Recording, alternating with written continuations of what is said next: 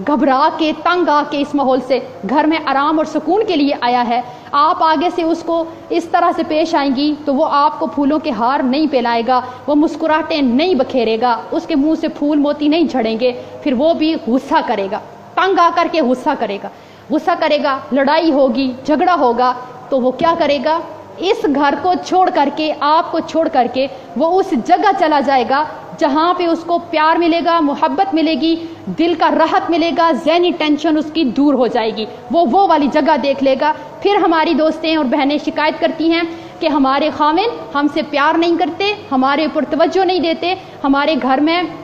उनका दिल नहीं लगता। अब देखते हैं कि आपने उम्मे सुलैम जैसा घर में माहौल बनाया कि आपका खामिन घर में इस सुकून में आकर के रहे कि वो किसी की तरफ एक निगाह उठा करके ना देखे, उसका घर के बगैर किसी जगह दिल ही ना लगे।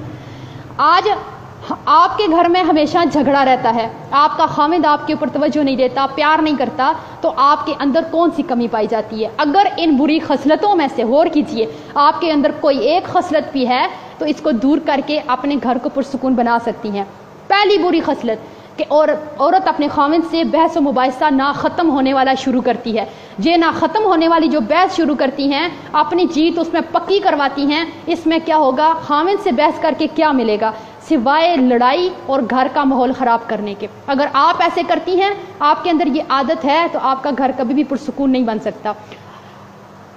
अगर आपके घर में आपके खामिद के साथ नहीं बनती है तो आप सोचिए कि आपने खामिद के साथ मुनाजरा तो नहीं करती हैं। खामिद ने एक बात कर ही दी है, उसने बोल ही दी है, तो फिर अपनी जीत पक्की करवाने वाला मुनाजरा दिन हा दिन जो है वो जारी रहता है, वो ख़त्म ही नहीं होता। खामिद को बोलने का, अपनी सफाई में बोलने का भी मौका नहीं दिया जाता कि तुमने ये बात की तो की क्यों है। कि उसने अगर एक वक्त में कोई बात कह दी है और दूसरे वक्त में आपको करने का कह दिया है, फिर वो मुनाजरा शुरू होगा जिससे आप अपने खामिद के दिल से उतर जाएंगी, आपके घर में कभी सुकून नहीं आ सकता। इससे आगे अगर औरतों के घर में ये नाचाकियाँ होती हैं तो इनमें एक वजह होती है, खामिद और बीवी के रिश्ते में जो प्यार भरा रिश्ता होता है, इसमें एक अना का पहाड़ ला के हम खड़ा कर देते हैं कि अगर हमारे माँ बाप बहन भाई हमारे घर मिलने आए और खामिद की तरफ से किसी रिश्तेदार ने उनकी इज्जत नहीं की, हमने उसको ये फैसला सुना देना है कि तेरे रिश्तेदारों ने मेरे रिश्तेदारों की इज्जत नहीं की और आज के बाद मैं तेरी 7 नस्लों की इज्जत करने वाली नहीं हूँ। जब ये अना का पहाड़ हम अपने रिश्ते में खड़ा करेंगे तो यहाँ पे प्यार मोहब्बत नहीं होगा, यहाँ पे लड़ाइयाँ झगड़े और नाचाकियाँ होंगी जो कभी ख़त्म नहीं होंगी। अपने खामन के ऊपर गुस्सा ना करें। अगर आप अपने खामन के ऊपर गुस्सा करती हैं, चीखती हैं, चिल्लाती हैं, तो आप सोच भी कैसे सकती हैं कि आप